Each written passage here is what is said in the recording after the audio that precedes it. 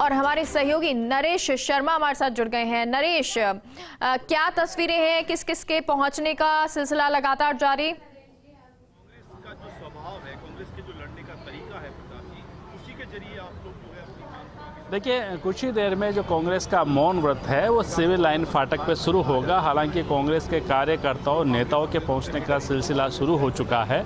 मंत्री प्रताप सिंह खाचरियावास यहाँ पे पहुंचे हैं और उन्होंने आते ही यहाँ पे केंद्र सरकार पे हमला बोला है कि किस तरह से केंद्र के एक मंत्री के बेटे ने किसानों को गाड़ी से कुचला है और किसानों की आवाज़ को दबाने की कोशिश की जा रही है। और कुछ ही देर में जो है कांग्रेस के बाकी जो नेता है, शीर्ष नेता है, वो यहाँ पे पहुँचेंगे। मुख्यमंत्री अशोक गहलोत का करीब 11:30 बजे इस यहाँ पे पहुँचने का कार्यक्रम है। चूँकि मौन व्रत है, ऐसे में आज किसी तरह की भाषणबाजी नहीं होगी। आरोप जो है वो लगातार पहले ही कांग्रेस लगाती रही है और ये AICC का कार्यक्रम है जिसमें 3 घंटे का मौन व्रत रखा जाना है, 10 बजे से लेके 1 बजे तक। और यहाँ पे सिविल लाइन फाटक पे अगर हम बात करें तो यहाँ पे बड़ी तैयारी की गई है, क्योंकि यहाँ पे सरकार के अधिकांश मंत्री है, विधायक है, PCC के पदाधिकारी है, वो यहाँ पे मौजूद रहेंगे इस मौन व्रत में। PCC चीफ गोविंद सिंह डोटासरा है, वो भी कुछ देर में यहाँ पे शामिल होंगे इस मौन व्रत में। इसके अलावा भी जयपुर शहर के जो कांग्रेस के विधायक हैं, साथ में अन्य विधायक जो जयपुर में मौजूद है वो भी यहाँ पे आएंगे। कई मंत्री है वो यहाँ पे शामिल रहेंगे।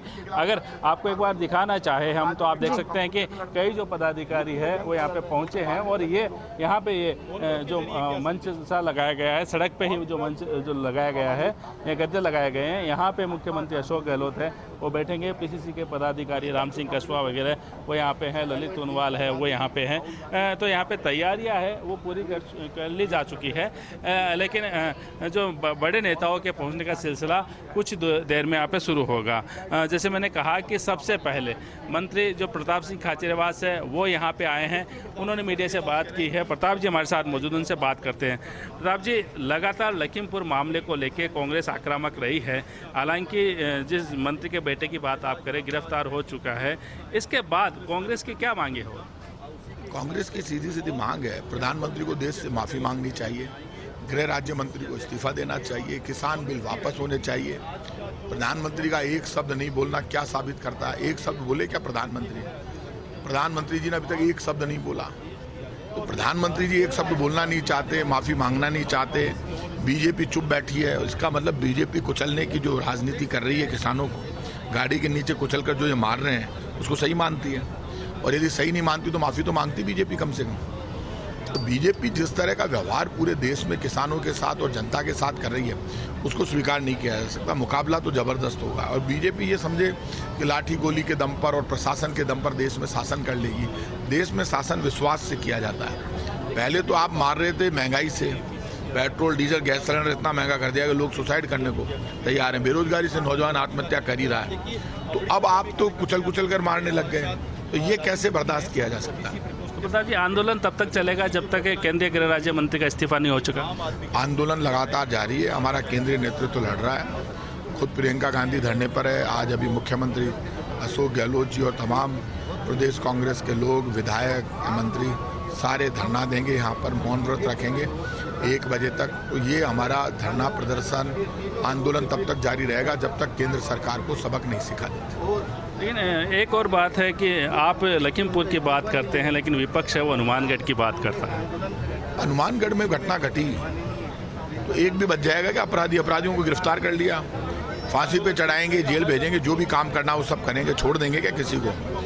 यूपी में तो सुबह से लेकर रात तक कोई सुरक्षित नहीं, सरकार खुद अपराधियों का साथ देती है। यहाँ अपराधियों के खिलाफ हम तो जंग लड़ रहे हैं। खुद मुख्यमंत्री ये कहते हैं एक भी अपराधी बचना नहीं चाहिए। तो हम अपराधियों को छोड़ेंगे थोड़ा ना? वहाँ तो अपराधियों को बढ़ावा दे रही है यूपी सरकार और केंद्र सरकार। प्रताप जी, आप सड़क के नेता कहे जाते हैं, आप आंदोलन के नेता कहे जाते हैं, तो अब ये आंदोलन महंगाई के खिलाफ भी बढ़ेगा कांग्रेस?